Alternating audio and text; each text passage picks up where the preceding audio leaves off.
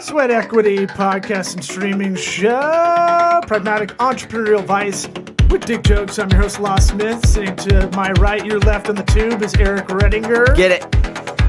Let's get a little value add up front. We want to give you a little value added prop right up front. You need a geo-targeting by building website. You want to do some ads to a building only? I do, actually. Go to gimbal.com. They're not a sponsor. That's gimbal.com for geofencing ads by building. That's how we should add value right up top. If you want to help out the show, you can subscribe, rate, review. We're on Apple iTunes podcast app. We're on Spotify. You're dancing. Stay focused. I can't because you're dancing. We're adding value. Your dancing is very white. Really good. Just doing the arms only. Shoulders only. That's the mom dance. That's the 50-year-old mom dance. We're on YouTube, Facebook, Vimeo. Hit us up with any questions, and we'll probably answer them on air.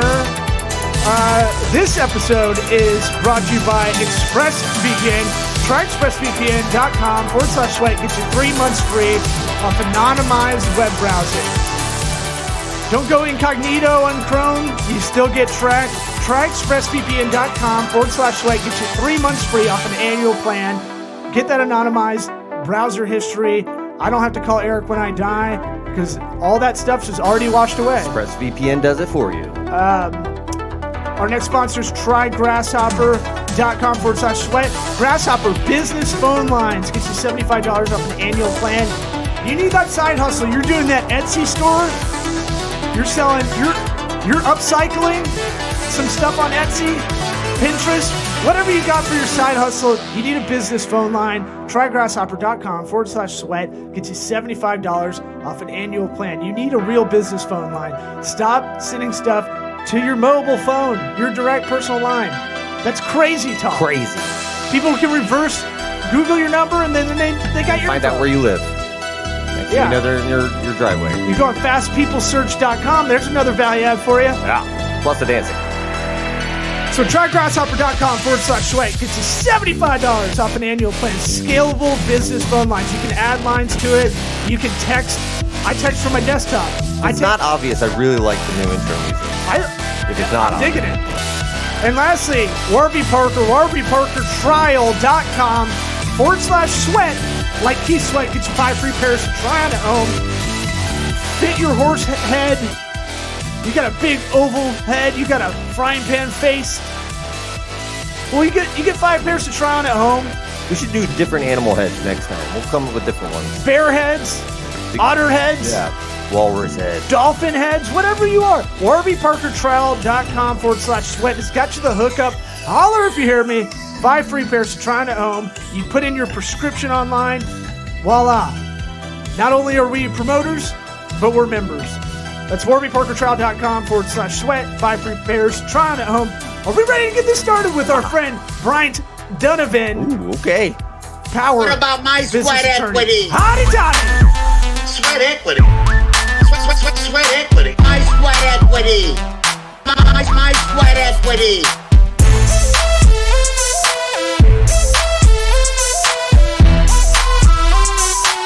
What about my sweat equity? Bryant Dunivan, why don't you throw some plugs right up top for your firm and tell the people what you do. And we just try to get that out of the way at the top because, I could do pre-pro. Glad you just said his name. Yeah. That's nice. Bryant, and it kind of annoys me when people call you Brian. I get annoyed for you because I know you're too nice to say anything. Such an old man. I know. I answer to everything. Brian. Hey, you. It's all work. You're like Antonio Bryant of attorneys. Yeah, I'm making that connection. He's back in the league now, right? Is he? No, he's not. No way. I thought he was getting looked at because someone got hurt. Possibly. You're thinking of Antonio Brown, probably. Yeah. He said Antonio Bryant. Yeah, no, that's not. No, Antonio Bryant. He was retired. like, he's been out for years. Antonio Bryant's like the opposite personality of you, honestly. He's like fucking. Surprised you know his personality, Antonio He's Bryant's wild, personality. dude. You don't know him? No. Former wide receiver for those listening. He played on like 8 teams. He's crazy. Pitt, right? Yeah. Yeah. And Bryant is a Chicago guy, and I'm still pissed about the Bucks losing. We're coming off that horrible loss where Brady got Alzheimer's. And Alzheimer's? That's going to happen. Yeah. It's going to happen when your offensive line doesn't block Khalil Mack and a bunch of guys. But yeah, that's for another podcast. Why don't you hit everybody with your plugs for you and your law firm?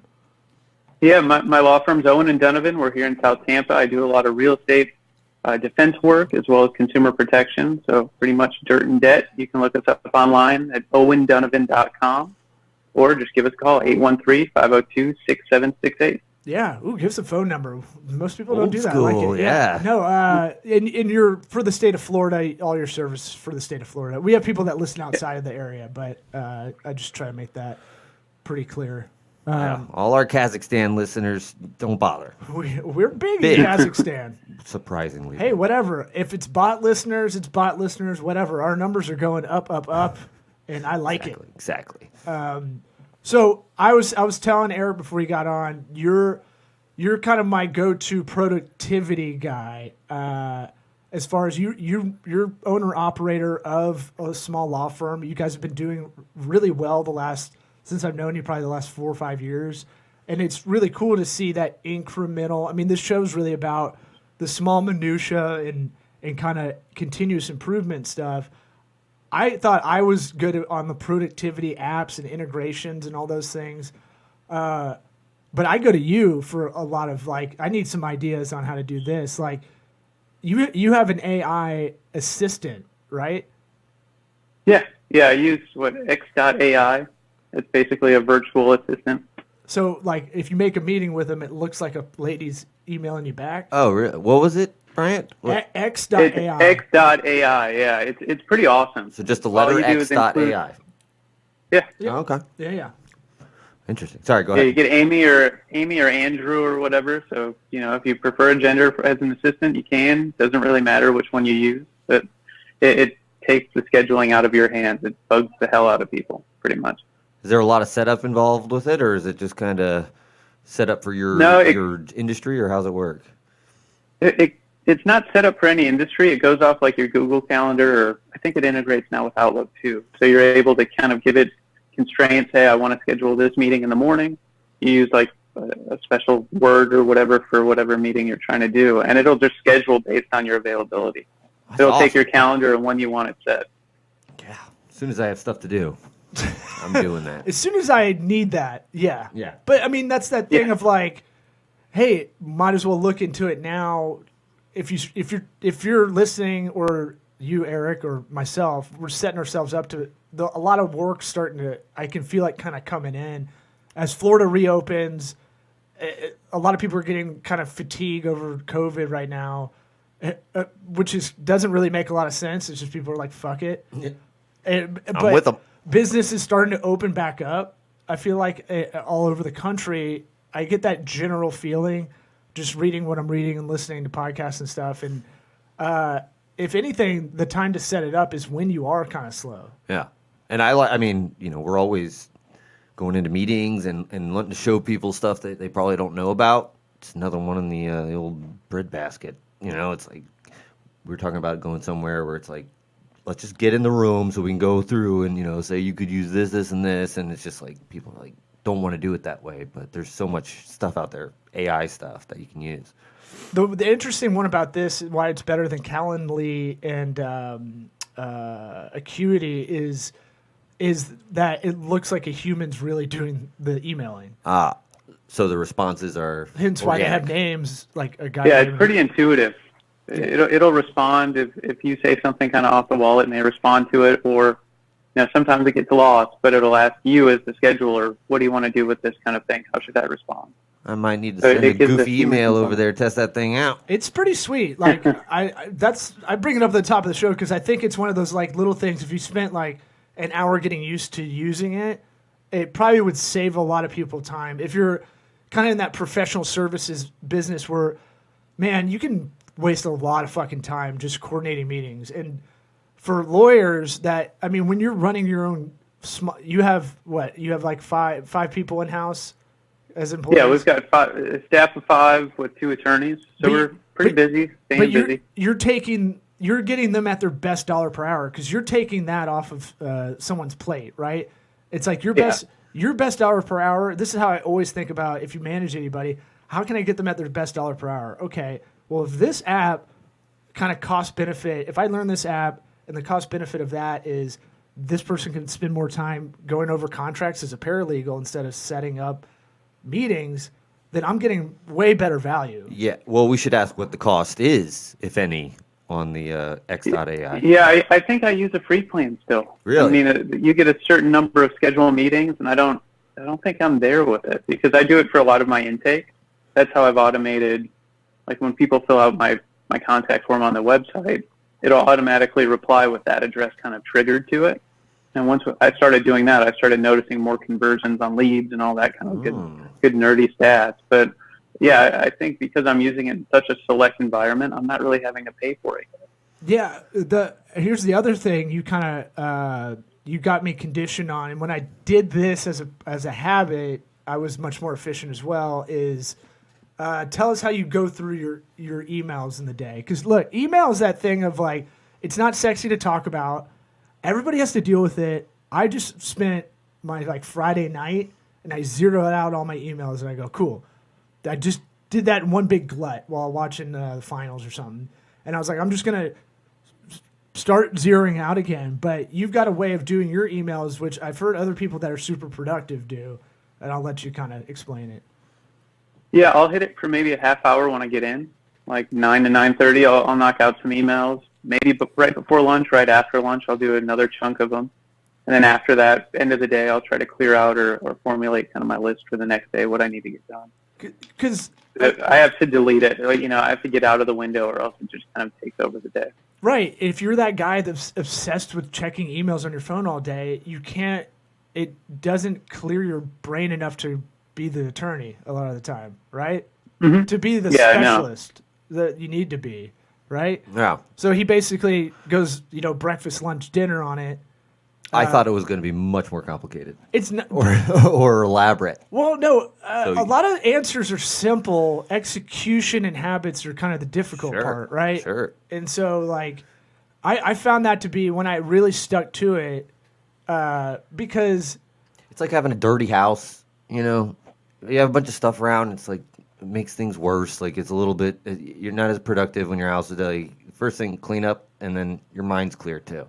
Yeah. It's kind of you're cleaning your inbox. It's kind of the same thing. Oh, in a way. Yeah. I mean, you figure a good metaphor would be like a dirty house. Well, the thing that's tough to the thing that's kind of tough to deal with when you're running your own business is you're always trying to bring business in on if you're any kind of professional services. So you're always kind of like, I need to be, I always need to be, client facing, and I need to be or customer facing if maybe your e-commerce store or something like that, or, you always need to be hitting them back within X amount of time. And you find out that two things. A, people don't need the response as quickly as you do it. Sometimes it can make you look too eager. Like we talked about in the last podcast, where in dating, there's a fine line between persistence and stalking. Yeah. Well, it wasn't dating. We were talking about me trying to get a job. Well, that too. I mean, going to get a job, if you're too eager in that and there's a fine line between being dutiful and being stalker again. Yeah. And I think it's the same thing with sometimes getting right back to people. You're kind of coaching them up. This the second part is you kind of coach them up to how that relationship's going to work. Yeah, you don't want them expecting you to answer back in 30 seconds every time, because then when you actually are busy, whoa, what's the deal here? I'm going to find somebody else who can do it that way. Right. If they get too used to that instant response, then you're stuck in an emergency situation. They're like, hey, you didn't answer in 15 minutes. What's going on? Right. I've lost all faith, and that's not a reasonable expectation for them. Yeah. Yeah, that's a weird one. I had to learn over time that because I'd be really good a couple of days in a row, and then a lot of days I'd be like, I can't check email today because I have to just focus on work, and that's just a bad way to kind of go about everything. Really blocking out time to actually get the work you need to get done. Yeah. Well, now that you've got it cleared out, now it's about diligence, daily, just doing what Bryant does. I'm on a 5-day streak. Good. Still zeroed out. Good. Yeah. Well, and if you're trying to avoid like on your phone, just use.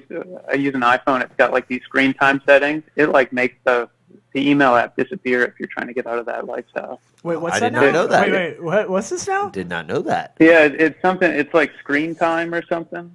Sure, I know the screen time What it app, is. but you can make apps Yeah, disappear. basically, for some reason my email just goes away. I don't know if it's like a parental control thing I did. I used to listen to a podcast called Cortex, and that was one of their life hacks. If you Okay. spend too much time in an app, it just disappears from your phone until the next day. So that was something you did? You put in the settings for Gmail Yeah, or I whatever? put it on just for my work. Okay. Yeah, just for my work email. And at that point, the app disappears. I can't check it, so I can't kind of obsess about what's going on about the day. Oh, interesting. I didn't Yeah. know they could do that. Yeah, and I mean, look, I find myself happier sometimes when you don't have all those dings hitting you up all the time. Use Slack as well for your intra communication, right? For your office. Mm-hmm. I'm sure you have that set up. That's interesting. I didn't know you could do that. See, this is why you came on the show, dropping knowledge. What any other like whatever you want to call them hacks that you use every day? Well, I used to track every minute of my business day. Like if you're trying to get productivity and trying to figure out what you need, you got to do it. I mean, I tracked almost religiously for probably a year just what I was doing and found 30-40% of my time was administrative crap that I couldn't make money on. Once I started narrowing down what that was, I started delegating it out to people who, could handle that for me. So I'm focused more on the billing. Again, one of those Or things, new client retention, that kind of thing, something that makes money versus costs money. yeah, one of those things that really smart. Everybody kind of knows they need to track their time and where it's being spent. Even if you're working in, corporate position, middle management or whatever, you should be kind of tracking your time every day. It's hard to do for a lot of people. If you're not used to the sort of self-awareness that's necessary, it's hard to be honest with what you're doing. But even You'll just find people that's why I tracking their use an time, app. and it's like, I was doing, it's like, hey, this is for you. But to This build ain't for up- anybody but you. to build off the podcast we had yesterday, it's hard to do, but that can be defeatist talk. No, I know. like- for sure. The way to do it is just start by blocking out hey, what did you do for that an hour? Right, yeah. And just start there, and then I'm sure you start. Or maybe instead of every minute of every day, you do every 4 hours. Yeah, I got 6 blocks of 4 hours. What are those going to look like? That sort of thing. Start there and then break it down more if you want. Yeah, I think I've told you about the Timely app. It's a like a Swedish or Norwegian company. Basically, it'll track all the screens you have. So if you're like me, where you're running from one thing to the other, like I'm spinning plates. I start one plate, I'm gonna go to the next plate. I'm gonna spin that one. I'll go to the third plate, spin that one, and I'll come back to the first one. That's a lot of my day is kind of juggling between those, and I rarely take time to go back while I'm doing it. Go spend 5 minutes on this, spend 5 minutes on this. That's something I got to work on. But the Timely app, what it'll do is you can go back and it'll go, here's what your desktop screen or your phone was on. You can also do a geo tracking. Hey, you were physically here. So you have a low jack on yourself. It does snapshots of your screen also, right? Periodic snapshots? There's tools like that. It might be able to Or is do it not it. Timely that does that? I don't know if Timely does that, but it'll be like you were in your email app for X amount of time. So you can go, okay, I definitely just sat there that whole time doing emails, and you can go back and kind of retroactively do it for those that don't do it every minute. Yeah, that's a little crazy. Yeah. Well, it helps that my day is, I bill in 0.1. I think of a day in 0.1. So that was easier for me. I think it was whatever you call them in Chrome, the extensions. It gives you a little button to click on things. Mm-hmm. That made it a lot easier. Okay. Those apps that, track your screen and what you're doing. If you see ESPN 24 minutes in the last hour, you probably got a little sidetracked. That's how mine look. Yeah, and the one that pops up on your phone, by default every week, and it tells you how big of a shithead you are. Right. It's like your The same screen time app being a dick. You're down 4 hours from your usual 12 on your phone. You're Right. like, whoa, what? And I realized, like, oh, I'm not actually on my phone. I'm like listening to a podcast. It'll count that or something. Yeah. So I don't. Or the kids Yeah. take it. I don't like Exactly. you guys let your kids take a phone. I don't trust that. I've made a rule. Kids in the are house. younger too. Yeah, I know, but I'm trying to. His kids are about my kids' age, so it's kind of like I try to put it now. I'm trying to put in their brain they don't ever take dad's phone. Don't But ever. it's get a good daddy's rule to picture. have. But here's a dad life hack for you guys. If you download the Shortcuts app on an iPhone, Yeah. anytime they open up their games, it automatically goes to guided access. You could set it up. They can't get to your pictures, can't call people. Keep it safe from clients. Nice. That's a good one. Oh, I've got the Face ID thing. They can't even open it.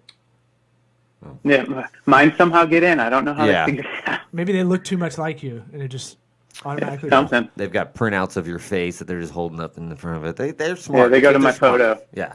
Well, there's a lot of work-life balance stuff you've told me about too. I mean, look, running your own business, a lot of people don't realize like you really got to hone in that work-life balance stuff, or you're gonna like I've definitely been there. I burn out. I used to burn out all the time, like every month or two, just trying to do too much and not taking that time. Like that's good to hear that you assessed where you spent your time, and then like literally looked at it and went, okay, I need to attack this problem. And that I think not to where you told me your upbringing is the Mormon upbringing, and I think that's where you get the due diligence of all of that. Yeah, nah, I don't know. Yeah, a little bit. It's all regimented. You know, if there's rules for everything, you tend to become rule oriented. So it's, this kind of productivity stuff is easier. We can you know, cut out it's any of that religion stuff if you want. If you don't want it out there, I don't know. Is it? Did I? You're good. I'm not anymore. I mean, You've been outed. Yeah, yeah. I think finding that balance too. So you have to find that work balance, and then you got to find a work-life balance as well. And I feel like you've done that in spades to the point where when we're talking about stuff, I'm like, God, I got to get my shit together. But I mean, like you've got well, the life part was hard for me, man, because if you're running a business, small firm, you can really just focus on it all the time. And if you're not recharging, you're not serving people right. You know, you've got to take some time for you. That was the hard part for me. so tell So I us. just started scheduling weekends out. You know, it's just on the calendar. I'm out. You know, leave a day early or whatever. Yeah, tell us about that a little bit more. Like, what is that like? I mean, you guys can spend your nights poring over cases and whatnot. Yours aren't. I assume because it's real estate, it's not as like Time intensive. Yeah. It's not super urgent as maybe some other kind of practice fields or practice areas. But I could be wrong. You tell me. I mean, Yeah, no, my stuff tends to be, you know, calendared out. I'm calendaring things out February, March of next year already. So Woo! I've got a good 6-8 month lead time on things where I'm able to navigate my calendar that way. Jesus Christ. Yeah, That's that's crazy. Well, that's what I mean. That's what I tell people with marketing. We can get this 6 months ahead of time if I have my druthers, but it's one of those things where it's a little tough. I almost don't want to know what I'm going to be doing then. It's not going to be that though. That's the thing, right? I'll do that too. I don't want my whole life fucking scheduled out. Yeah. You know, but it's just a plan. It's a nice framework. right. It's a a plan, guide. You know. Yeah, it's a guideline, not necessarily hard and fast rules. Unless it's, you know, a 3-week jury trial, then I'm going in February. Like that's on the calendar. It's going to go. But depositions, flights, that kind of stuff can tend to change. Especially now, no one knows what the hell is going to be going on in 6 months. So are you guys all Zoom conferences still? Are you getting back in the courthouse? Or you have to ever go I haven't into been courthouse? back in the courthouse. Yeah, no, we're Zoom pretty much. Some telephonic things. We're not in person yet, but it's supposed to come soon. We'll see. So going back to kind of the exhausted kind of work-life balance, tell us about that. You're kind of in the midst of that, and I know you've got a creative outlet as well, playing music, like I've got for stand-up. You know, we've got for comedy over here, and I think you were telling me you found like that you weren't doing anything musically, and it was like it had an overall effect on you. right? Oh yeah, no. If I wasn't playing music, or lately it's been running, if I'm not getting out and doing something for me, it's just you're drained across the board on everything. So I had to like carve out time. Like for the music stuff, I'm trying to record something new a month. Just a silly rule, just focus on it a little bit. Just one, it's not too much. Anyone can do it. Or get out for 3 miles a day, do a quick run. It takes 30, 40 minutes back to the house or back to whatever you were doing. Oh yeah, That's how I'm trying to do it, to break it all out. We're fitness accountability buddies because I can see his on the watch app, on the activity app, and then I have to send one of those.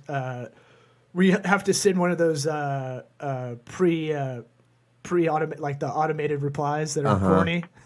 So every time. I don't know. I ignore your shit. Oh yeah, but I like sending those every time I see those pop up. It just goes like. I literally have never got any of them. Really? No. Oh no. I think I silenced you. That's fine. I think I did. You get a lot of you see my schedule be a lot of randomness. Like it'll be like I'll do a lot, throughout the day kind of thing. Like 3 a.m. yoga. It's like, where's this coming from? Yeah. That's when I'm like, I can't sleep. I might as well do something I hate. Yeah. It'll make me go to sleep, hopefully. Yeah. Like I said, I'm trying to get more to your kind of scheduling life out a bit, knowing that it's definitely not going to be that way. Because the romantic side of you goes, man, I don't want to be like, I don't want to put a governor on myself kind of thing, but it really is the opposite. It really affords you the freedom to go do all the things that you get pissed that you're not doing later. Yeah. Mm-hmm. Brian, do you what's your taking work home scenario? Are you ever doing that, or you kind of say I'm done when I leave the office? Yeah, for big things, I'll bring them home, like trials. It seems like I'm always preparing for those at home. But for the most part, once I leave the office, I try to leave everything behind now. Again, didn't used to, but ever since I started, it's been a lot better. COVID made it a little more difficult, though, when I was quarantining, not in the office. It was, it seemed like work just surrounded me with everything. Yeah, so blended that together. made me more aware of it. Yeah, I couldn't keep track of weeks, man. Tell me about it, yeah. Yeah, every day would kind of blend in. It was like being a sophomore in college when you're like well, what's funny fucked up and you're just like, what is today? So is he had coronavirus and I got the cooties. You and I didn't realize like the fogginess aspect of it until you brought it up like 3 weeks later and you're like, I actually feel good now. I'm like, oh yeah, you were like all weird for like 3 weeks. Like just totally flighty and not paying. Like I had no idea. I just thought you were being lazy. I thought I was too. That's what messed me up because I thought it was just like it's like come on, get it together kind of thing. That I'm like kind of coaching myself up. I'm like, what's fucking wrong with me? And then I was listening to my friend Andrew Santino's podcast, Whiskey Ginger, and he talks about. I mean, this kind of confirmed it really because he's like, I've been foggy for like the last like 4 weeks having this, and I was like. Oh, he's a very similar kind of guy to me. Where like he goes for anger jogs as well. So I don't know if Bryant does that as much. I feel like you're a pretty mild mannered guy, but we all got some kind of. I don't know if I've ever seen an angry Mormon. If I'm being honest, he's not a Mormon. He's just running down the street, man. Okay. Yeah. But nice. Bryant's nice though. Angry ex-Mormon, I guess. Yeah. You're out of the church, but I'm saying okay. Well, still. Raised, I'm assuming, there's some good parts to it. But everybody's got a little, like, men that are working, I assume there's some kind of anger or rage inside. You got to figure out how to kind of quell a bit. And, I got a punching bag. I mean, fuck yeah. That's not a metaphor, literally. We've talked about it on this podcast. I think a big issue, and look, this is not going to be PC at all, but a big issue I think with a lot of women in their 30s and 40s right now is they have a lot of rage and they don't have any physical thing to do to take it out on something. I find the women I know that have that balance where they go, I do kickboxing, I do jujitsu, I do stuff like that. I go on a walk for an hour. I find those gal pals of mine, they are way more balanced. And sure, it doesn't have to be just women. Anybody who's not, and women are anybody without that outlet. Anybody who's not pushing themselves, it just it sits inside you. It's just like this little thing, and it builds up and builds, and it's like until you get it out, it's going to be in there. And it's going to affect your life, Yeah, but whether you want to tell us it does or not. I run the opinion that women are actually angrier than men, just in general. That's Okay. Well, you just hate women. I don't. I love women. I'm just saying, like, this is what I see. This is like being the retarded Jason Bourne. I can't not observe stuff when I'm out in public, and so like this is the general feeling I get. This is what I'll talk about on stage. Like, yeah, I'm generalizing and being kind of just open ended about it, but I feel that pressure. It's a feelings based thing. Like you can't. It's a pattern that I'm recognizing, but it's not same thing. All right, I have the bit about. Here we go. Oh shit! Better get the my prices sound right. effects. Yeah, just Doing about bits. Being angry. Just being angry in the car, and you have to see the person's face Right. when you're pissed off in Yeah. traffic. Arguably, way more dangerous Yes. to go drive up and see their face. Right. Just give them that. Ugh. That's a feeling. I do it. That's a feeling I feel everybody else does. I did it on stage, and it was like one of those things where like people will go yes, like I fucking have that. So I'm saying like I just feel like I don't think this was such a thing back in the day. I feel like the softer we get as a society, we're inside, we're in air conditioning all day. Social media bugs everybody out. It's that Social Dilemma documentary on Netflix is basically it tells you what it's doing to arouse like all these feelings of just like FOMO and you're not good enough, and really like if you're making more than what is it? You make more than $30,000 a year, you're like in the top 1% of the world or something crazy like that. Right. Like being poor now isn't nearly as bad as it used to be, 50 years ago when you're worried about like paying for food and stuff as much. Food's cheap now. Like there's a lot of things where we don't look at it analytically. We get these feelings from other entities, and I feel like it hits women more because they're better on the feeling side. Yeah, I understand what you're saying. I just like this. The times now, you're probably right, do affect women more. But in general, anybody who's like, I just think guys have more outlets now that are normal, to work out or whatever, to punch a bag. Like for women, it's kind of abnormal to go to kickboxing. Like they all feel like, Or go for a walk, go jazzercise, you know what I'm saying? Like, Prancercise, whatever, man. You know what I'm Mine sprints, man. I make myself do sprints. It sucks. Good. But, whenever I'm pissed off, you just yeah, sprint. dude, on off. I'm not to your level yet, Loft, but What you mine'll didn't be short sprints. you didn't buy a set of cones and take your kids out and run drills like I did. We got cones. I got Not there yet, man. my daughter likes setting up the cones, and I put them in a square, and I do the sprints like I did in football T practice. drill? Yeah. Yeah.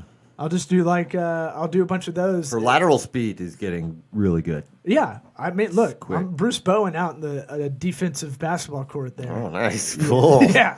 Wow. Yeah, you know why he's Bruce San Bowen? Antonio Spurs defense. No one likes Bruce Bowen. Right. He plays good defense. We play pickup ball. All my friends are like, "Man, don't cover. Come on, don't cover me," because I'm like, I suck at offense, so I got to do whatever I can. Yeah, you're a football guy who plays basketball.